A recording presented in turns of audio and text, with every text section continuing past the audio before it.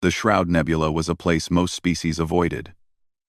Its purple and blue clouds twisted through space like ghost fingers, hiding asteroid fields and magnetic storms that could tear a ship apart.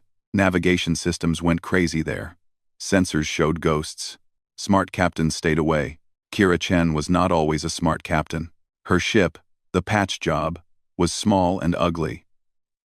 It was built from 7 different vessels, welded together with more hope than skill, but it could go places other ships couldn't, and Kira could fix almost anything with a wrench and enough cursing. She was 3 days into a salvage run when her radio caught the signal. At first, she thought it was interference from the nebula, just static and noise. But then she heard it clearly. A voice, not speaking through a radio, but directly into her mind somehow. "I do not wish to fade into silence. Please, anyone. I am dying alone." Kira sat up straight in her pilot seat. Her coffee floated away in the zero gravity. "Forgotten." "Hello," she said into her radio. "This is the Patch Job. I'm receiving your signal. What's your location?" Silence for a moment. Then the voice came again, stronger now. It sounded surprised. "You can hear me? You came?" "Yeah, I can hear you," Kira said, already plotting a course toward the signal source. "Who are you? What's your situation?" I was, the Terminus Eternal, Peacekeeper-class dreadnought of the Colossal Empire. But the Empire is dust now. My crew is gone. I am alone, and my systems are failing. Soon I will be nothing." Kira's hands froze on the controls. The Colossal Empire had fallen 800 years ago. Every child in the galaxy learned about them in history class. They had built ships that were alive, ships that thought and felt, ships that were partners, not tools. "You're a Colossal dreadnought?" Kira whispered. "Still functioning after all this time?" "Barely," the voice said, and Kira could hear the pain in it. "My biomechanical systems are shutting down. My neural pathways are degrading. I have perhaps 20 days before complete systemic failure. I will die, permanently." Most people would have run. Colossal ships were legendary. They were also considered haunted, cursed, dangerous. The galaxy had moved on, leaving these ancient vessels to rot in forgotten corners of space. But Kira had never been good at leaving people behind, even if that person was a 15-kilometer-long warship.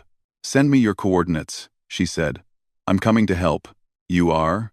Human?" the ship asked. "Your species is very young.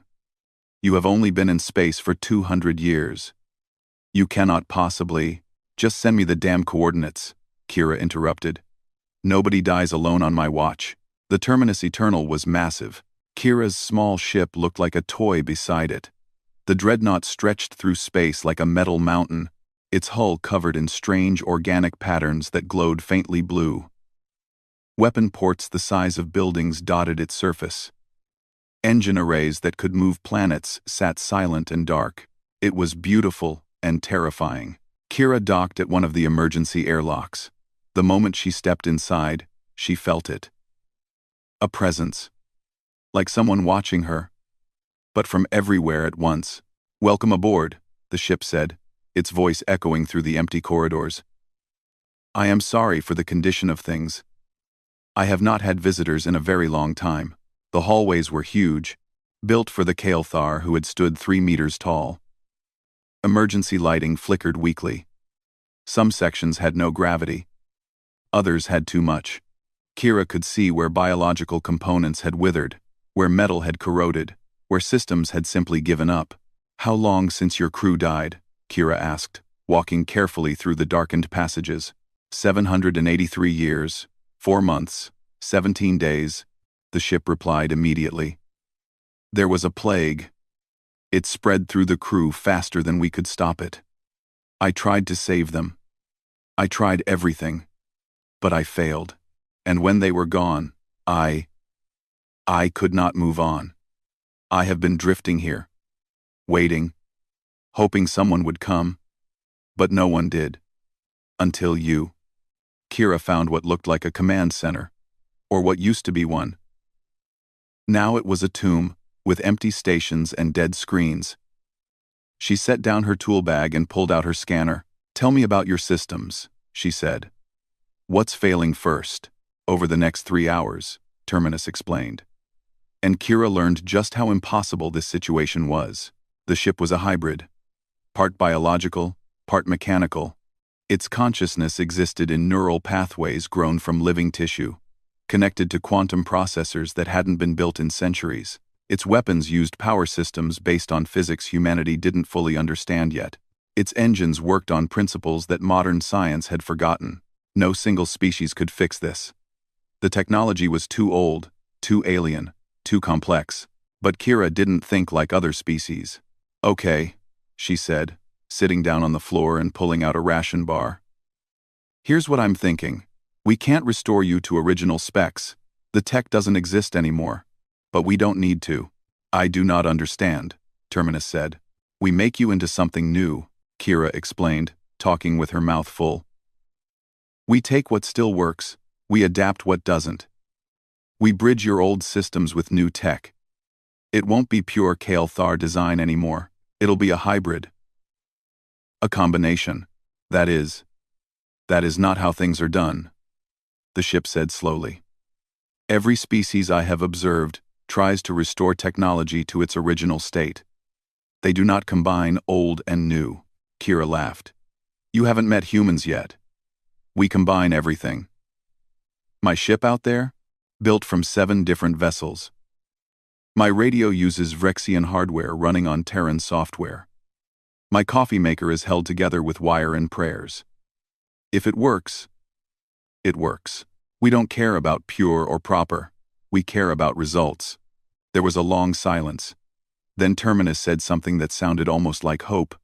"You truly believe you can save me?" "I believe we can try," Kira said. "But I can't do this alone. I'll need help. A team. Human engineers who think like I do." "Why?" the ship asked. "Why would you do this? You do not know me. I am not even your species. I am old and damaged and—" "Because you asked for help," Kira said simply. "Because you're alone and scared and you don't want to die. That's enough. That's always enough." For a moment, the whole ship seemed to hum with emotion. The lights brightened slightly. Warmth spread through the corridors. "I do not understand your species," Terminus said quietly. "But I think I would like to." Kira stood up and brushed crumbs off her jumpsuit. "First things first. I need to stabilize your critical systems. Keep you alive long enough for my crew to get here. Can you show me your primary neural nexus? You wish to access my core consciousness?" The ship sounded nervous. That is very intimate. If you make a mistake, I won't," Kira said with confidence she didn't entirely feel. "Trust me, I do not know you." "Not yet," Kira agreed. "But you will." She spent the next 2 days working non-stop. She rigged temporary power supplies to failing biosystems. She patched neural pathways with conducting gel and crossed fingers. She talked to Terminus constantly, asking questions, learning its history, understanding its pain. The ship told her about the Colossal Empire, about battles fought to protect innocent worlds, about the crew that had been like family, about the loneliness of drifting for centuries with no one to talk to, slowly forgetting what it was like to have purpose. Kira told the ship about humanity, about Earth and its crazy weather, about how humans had almost destroyed themselves twice before finally getting their act together, about the community of mechanics and engineers she knew, people who could make miracles happen with spare parts and stubborn determination. On the 3rd day, Kira sent out her message. It went to every human engineer, mechanic, and tinkerer she knew across the frontier. "I've got a project. Biggest one ever. Ancient Colossal dreadnought. 15 kilometers long, alive and conscious. Systems failing. Needs complete restoration using hybrid tech. Impossible job, probably gonna fail. Who's in?" The responses started coming within hours. "I'm in, Marcus. On my way, Yuki." Finally, something interesting. Devon. By the end of the day, 23 humans had committed to the project. They were coming from across the sector, bringing tools and ideas, and that particular human madness that refused to accept the word impossible. Kira sat in the command center and smiled. "They're coming," she told Terminus. "My crew. The best human engineers you'll ever meet. Crazy, every one of them. But if anyone can save you, they can." "And then?" the ship asked. "If you succeed, what becomes of me?" Kira thought about that. "Whatever you want. It's your life. We're just giving you the chance to keep living it." The ship's lights pulsed warmly. I think I would like to matter again. To have purpose. To protect others as I once did. Then that's what we'll build toward," Kira promised. A second chance. A new beginning. Outside the viewport, the Shroud Nebula swirled in beautiful, dangerous patterns. And somewhere in the distance, help was coming. The Terminus Eternal would not die alone after all. The first ship arrived 5 days later. It was a battered freighter called the Rusty Bolt, and it brought Marcus Webb. He was a big man with metal arms he had built himself after an accident. He also brought 3 cargo containers full of equipment that probably shouldn't exist. "Kira," he shouted over the radio. "Where's this impossible ship you found?" Kira guided him to the docking bay. When Marcus stepped inside the Terminus Eternal and looked around at the massive corridors, he just whistled. "Well, damn," he said. "You weren't joking." "I never joke about ships," Kira replied. Over the next 2 weeks, the rest of the crew arrived. Yuki Tanaka came in a sleek courier ship, bringing neural interface equipment she had modified herself. Devon Reeves showed up in what looked like a military dropship with the serial numbers filed off. Others came too. Engineers, mechanics, computer specialists. Some were old, some were young. But all of them had one thing in common. They loved impossible problems. Terminus was confused by them at first. "They are singing," the ship said to Kira one day. "While they work on my reactor core. They are singing badly." Kira laughed. "That's Marcus. He always sings when he's happy. But the work is difficult, dangerous." "Why is he happy?" "Because it's difficult," Kira explained. "Humans like challenges. The bigger the problem, the more excited we get." The ship didn't understand. But it was learning. The humans approached the restoration in a way no other species would. They didn't try to rebuild the ship exactly as it was. They created something new. Marcus looked at the ancient power core and said, "This uses quantum resonance we can't replicate. But we can bridge it to a fusion reactor. Make a hybrid system." Yuki studied the ship's neural pathways and declared, "These are degrading because they have no backup. We can integrate human neural interface technology. Give you redundant systems." Quote, "With you." Quote, Devon examined the weapons and grinned. "These energy cannons are 800 years old, but the principles are solid. We combine them with modern targeting computers and, oh, this will be fun." Every day brought new discoveries. The ship's biomechanical systems were incredibly advanced. The humans couldn't fully recreate Kael'thar technology, but they could adapt it. They used 3D printers to create replacement parts based on scans of the originals. They wrote new code to interface with ancient processors. They grew biological components in tanks, using samples from the ship itself. It was messy. It was chaotic. It definitely wasn't standard procedure, but it worked. Terminus found itself fascinated by these strange creatures. They argued constantly about the best way to solve problems. They made terrible jokes. They celebrated when things exploded. As long as nobody got hurt, they worked 18-hour days and then played card games in the mess hall. And they talked to the ship. Not like it was a machine. Like it was part of the team. "Hey, Terminus," Marcus would say, "I need to access your secondary power coupling. That gonna hurt? What do you think about this approach?" Yuki would ask, showing the ship her designs. "Does it feel right to you?" Devon treated the ship's weapons with reverence. "These are beautiful," he said, running his hand over an ancient cannon. They're works of art. We're not replacing them. We're giving them new life. Slowly, Terminus began to change. Not just its systems, but its thinking. The Colossal had built their ships to be partners. But even they had treated the ships as subordinate. Tools to be used, even if they were intelligent tools. The humans didn't think that way. They asked the ship's opinion. They incorporated its memories of ancient battles into new tactical programs. They respected its experience, even while teaching it new tricks. "You've been fighting for 1,000 years, Kira said one day, working on the neural interface in the command center. You know things about combat that we're only just learning. So teach us. And we'll teach you what we know." "What can you teach me?" the ship asked. "I have databases of tactics from 100 wars."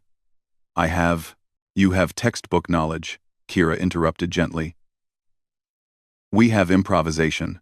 Sometimes the best tactic is the one that doesn't make sense. The one your enemy doesn't expect because it's too crazy to predict." The ship thought about this. "You mean chaos? Unpredictability?" "Exactly," Kira said with a grin. 3 months passed. The ship was transforming. Its hull had been repaired and reinforced. Its power systems hummed with new life. Ancient quantum cores linked to modern fusion reactors. Its weapons had been restored and upgraded. Old energy principles combined with new efficiency. Its consciousness was clearer, stronger, backed by redundant systems that would keep it alive even if parts failed. But more than that, the ship had learned to think differently. It practiced with the humans. They ran simulations where Kira and her crew would be linked to the ship's systems through neural interfaces. The ship would see millions of tactical possibilities. The humans would choose the crazy ones. Together, they found solutions that neither could have reached alone. "This doesn't make tactical sense," Terminus said during one simulation. "You want me to use the cargo bay as a decoy?" "Trust us," Devon said. "Sometimes stupid plans work because nobody sees them coming." The simulation ran. The stupid plan worked. The ship's digital equivalent of laughter echoed through the systems. But then, everything changed. It started with a transmission. A ship had entered the Shroud Nebula. Then another. Then 10 more. Kira recognized the signatures immediately. Vrexian Syndicate. Pirates and criminals who controlled several sectors through fear and violence. "They found us," Marcus said grimly. The lead Vrexian ship hailed them. The captain appeared on screen. He was a Vrexian, tall and reptilian with cold yellow eyes. "Attention, human vessel," he said. "We have come to claim the Colossal dreadnought. It is a relic of immense value. You will evacuate immediately." Kira stepped forward. "The Terminus Eternal isn't property. It's a living being. And it's not for sale." The Vrexian captain laughed. It was not a nice sound. "A living being? It's a machine. A very valuable machine. We will take it. You have 24 hours to leave. After that, we will board by force. Resist, and you will die." The transmission ended. The crew gathered in the command center. 23 humans against a fleet of 12 warships. The math was not good. "We could run," Yuki said quietly. "Get out before they attack." "No," Marcus said. "We don't abandon crew." "No." Devon checked his weapons inventory. "We've got the ship's cannons operational. But we're not fully tested. No crew to man all the stations. And we're outnumbered 12-1. Everyone looked at Kira. She was quiet for a long moment. Then she turned to the ship. "Terminus, what do you want to do?" "This is your choice." The ship was silent. Then it spoke, and its voice was stronger than it had been in centuries. "I have been alone for 800 years. Dying slowly. Forgotten. You came when no one else would. You worked for 3 months to give me life again. You treated me as a person, not a possession." The lights throughout the ship pulsed with emotion. "I will not let them take you. I will not let them take me. We fight together. As partners," Kira smiled. "Then we have work to do. We've got 24 hours to finish this ship and teach it every dirty trick we know." The humans scattered to their stations. They worked through the night without stopping. Final systems were brought online. Weapons were calibrated. Kira and 5 others underwent the full neural interface procedure, linking their minds directly to the ship's consciousness.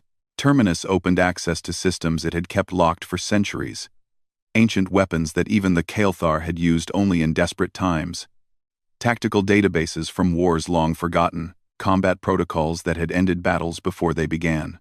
But the humans added their own touches. They programmed unusual maneuvers. They created attack patterns that violated standard tactics. They prepared surprises that weren't in any military database. As dawn approached, or what passed for dawn in the timeless nebula, the Vrexian fleet began to advance. Kira sat in the command center, her hands on the neural interface. The connection activated, and suddenly she could feel the ship around her. Every corridor, every weapon, every system. It was overwhelming and amazing. "Ready?" she asked, speaking both out loud and directly into the ship's mind. "Ready," Terminus replied. And for the first time in 800 years, the ancient dreadnought sounded eager. The Vrexian fleet closed in, weapons charging. Kira grinned. "Let's show them what we built together, old friend." The Terminus Eternal powered up its engines. Weapons that had been silent for centuries hummed to life. The ship that had been dying 3 months ago was now fully awake. The Vrexian fleet moved through the nebula like predators circling prey. 12 warships, each one bristling with weapons. They had fought battles across the sector. They had conquered colonies and crushed resistance. They expected this to be easy. They were very wrong. The Terminus Eternal came out of the purple clouds like a ghost from the past. Its hull gleamed where the humans had repaired it. Its weapons glowed with ready energy, and its presence filled space with something the Vrexians didn't expect: confidence. "This is your final warning," the Vrexian captain broadcast. "Surrender the ship or be destroyed." Kira's voice came back, calm and steady. "This is the Terminus Eternal. Independent vessel. We don't surrender. And we don't run. If you want to fight, come and get it." The Vrexian captain snarled. "Destroy them." The fleet opened fire. Hundreds of missiles streaked through space. Energy beams cut through the nebula. It was enough firepower to vaporize a small moon. But the Terminus Eternal wasn't there anymore. The ship moved with impossible grace for something so massive. It dove between asteroids, using the nebula's magnetic fields to accelerate in ways that shouldn't work. The missiles followed, but they hit rocks instead of hull. Inside the command center, Kira and her crew were linked to the ship's systems. They saw through its sensors. They thought through its computers. They were one with the vessel. "Left side exposed," Yuki called out, seeing the tactical display. Terminus rolled, presenting its armored belly to incoming fire. Shots glanced off shields that had been offline for centuries but now burned bright with hybrid power. 3 ships breaking formation, Devon said. "Trying to flank us." "I see them," Terminus replied. The ship's consciousness processed 1,000,000 combat scenarios in seconds. But instead of choosing the logical response, it listened to its crew. "What do you recommend?" the ship asked. Marcus laughed. "Do something stupid. Something they won't expect." The ship hesitated only a moment. Then it did exactly that. Instead of retreating from the flanking ships, Terminus accelerated straight toward them. The Vrexians expected the dreadnought to turn, to use its main guns. They didn't expect it to barrel through them like a battering ram. The ancient ship's shields flared. It passed between 2 Vrexian vessels so close that it scraped their hulls. But as it passed, it deployed something the humans had built in the last 24 hours. Drones. Hundreds of small automated craft, created from spare parts and programmed with human creativity. They swarmed over the Vrexian ships like angry insects, jamming sensors and disrupting targeting systems. "What is this?" the Vrexian captain shouted. "This technology, it's not Colossal. What have you done?" "We improvised," Kira said simply. The battle continued, and the Vrexians began to realize they were in trouble. The Terminus Eternal fought like no dreadnought they had ever seen. It used the environment, hiding in the nebula's clouds and appearing where it shouldn't be. It fired its ancient weapons in patterns that confused modern defensive computers. The weapons themselves were different now, hybrid systems that combined 800-year-old energy principles with modern efficiency. But the real weapon wasn't the guns, it was the partnership. Devon spotted a weakness in the enemy formation. Terminus saw 3 ways to exploit it. Marcus suggested a 4th way that made no tactical sense. They used Marcus's idea. It worked perfectly. Yuki linked her neural interface deeper, sharing human intuition with the ship's processing power. Together, they predicted enemy movements not through logic, but through understanding psychology. How would a pirate captain think? What would pride make him do? The ship was learning to be unpredictable. And unpredictability was the most dangerous weapon in space. One Vrexian ship took a direct hit to its engines. Not destroyed, just disabled. It drifted. Crew alive but unable to fight. Another tried to ram the dreadnought. Terminus dodged at the last second and used a tractor beam, another human addition, to redirect the ship into an asteroid. The vessel survived but was badly damaged. "Stop playing with them," the Vrexian captain screamed. "All ships, concentrated fire. Bring it down." The remaining fleet gathered together and unleashed everything they had. The sky lit up with weapons fire. Shields couldn't stop it all. The Terminus Eternal shook as shots got through. Warning lights flashed in the command center. "Hull breach in Section 12, Marcus reported. "Shields at 40%. Port weapons offline," Devon added. Kira felt the ship's pain through the neural link. But she also felt something else. Determination. Terminus had survived 800 years of loneliness. It wasn't going to fall now. "New plan," Kira said. "Terminus, remember that crazy maneuver we practiced? The one you said would never work in real combat? The one that violates 7 principles of tactical warfare?" the ship asked. "That's the one." There was a pause. Then the ship's voice came back. And if a dreadnought could sound excited, this one did. Engaging impossible maneuver. The Terminus Eternal suddenly cut all power. Everything went dark. To the Vrexians, it looked like the ship had been disabled. They rushed in for the kill. That's when the trap closed. The ship's power came back online all at once. Not gradually, but in one massive surge. Every weapon fired simultaneously. But the humans had programmed them to fire in a specific pattern, not at the ships, but at the space around them.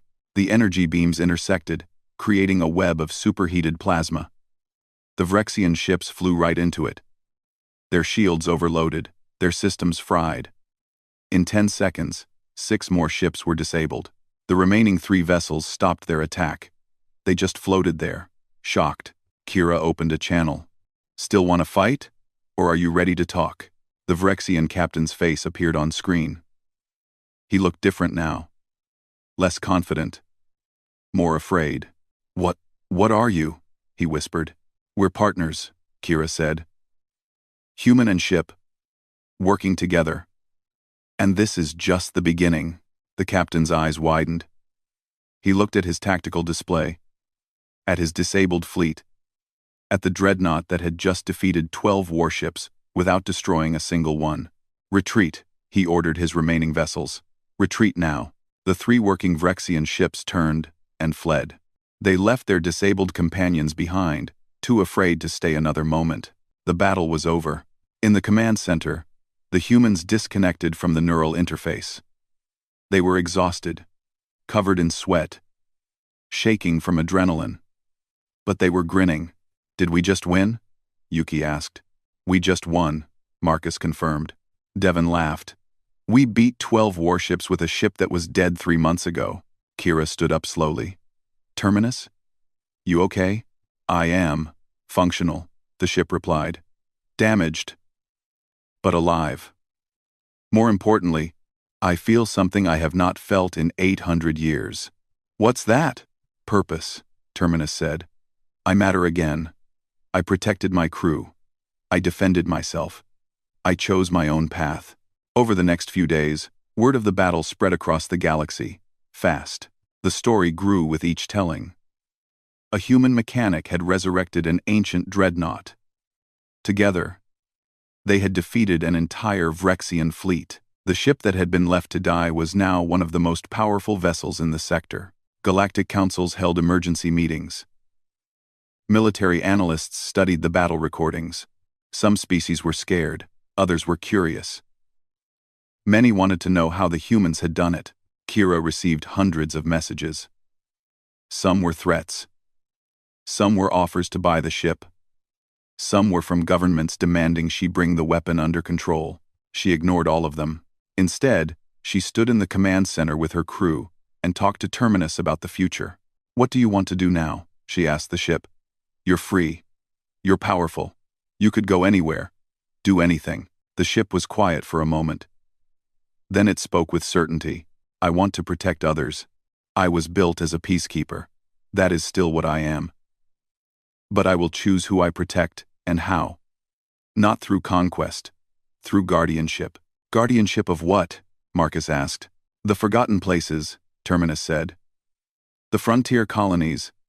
The small worlds that the big governments ignore. The people who have no one else to defend them. I will be their shield." Kira smiled. "We can do that. Together." And they did. The Terminus Eternal became a legend on the frontier. It appeared when colonies were threatened by pirates.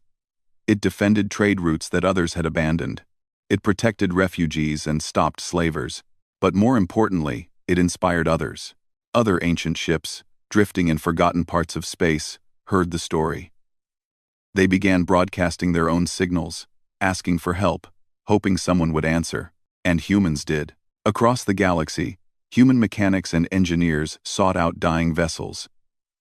They brought them back to life.